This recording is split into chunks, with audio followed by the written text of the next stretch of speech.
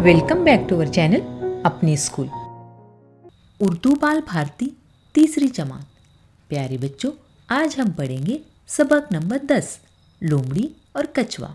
तो जल्दी से अपनी दरसी किताब का सफ़ा नंबर 29 निकालिए और मेरे साथ सबक पढ़िए।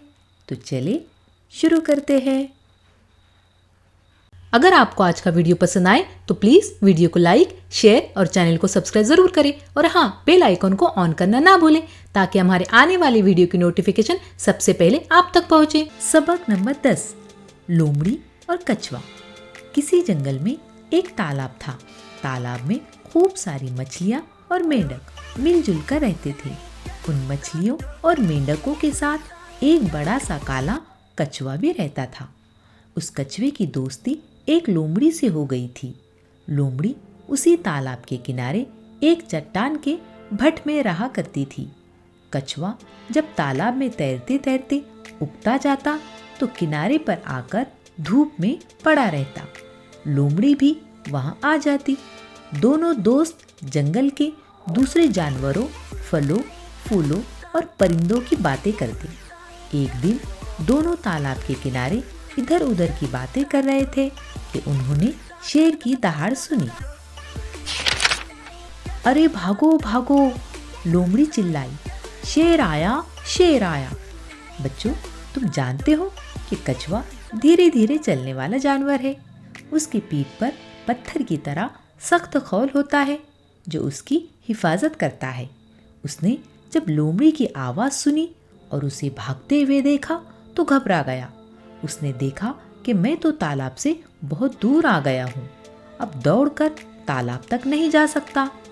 शेर की दहाड़ फिर सुनाई दी और अचानक वो झाड़ियों से निकल आया। कछुआ बेचारा अब क्या कर सकता था। उसने डर के मारे अपना सर अपने खौल में छुपा लिया। शेर ने कछुए को अपना सर छुपाते देख लिया था।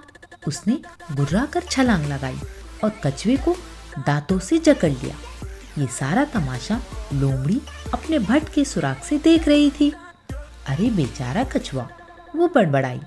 शेर ने आखिर उसे पकड़ ही लिया। काश वो भागकर तालाब में चला गया होता। लोमड़ी ने देखा कि शेर कछुए की पीठ पर दांत गाड़ने की कोशिश कर रहा है। अब मैं अपने दोस्त को कैसे बचाऊं? लोमड़ी ने सोचा। वो शेर की गुर्राने की आवाज़ सुन रही थी। अचानक उसे एक तरकीब सूझी। वो हिम्मत करके भट से बाहर आई और शेर के पास पहुंचकर बोली, महाराज, इस कछुए की पीठ पर आपके दांतों और नाखूनों का कुछ असर नहीं होगा। उसे मारने की एक तरकीब बताऊं आपको? शेर गुर्राकर बोला, हाँ हाँ, जरूर बताओ महाराज। आप उसे तालाब के पानी में छोड़ दे। पानी में रहने से उसकी पीठ का खौल नर्म हो जाएगा, तब आप उसे आसानी से चबा सकेंगे। ये सुनकर शेर खुश हो गया। अरे वाह बी लोमड़ी, तू तो बड़ी अक्लमंद है, कहकर वो कछुए को मुंह में पकड़े हुए तालाब की तरफ भागा। कछुए का दिल जोर जोर से धड़क रहा था।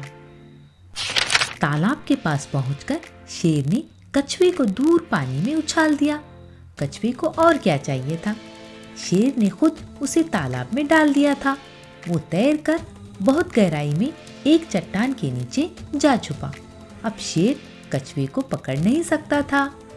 लोमड़ी ने जब देखा कि उसके दोस्त की जान बच गई है तो वो भी दूर जंगल में भाग गई।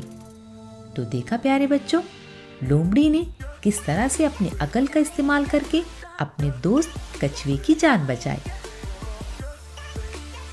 तो चलिए अब देखते हैं इस सबक में आए हुए मुश्किल अल्फाज के मानी।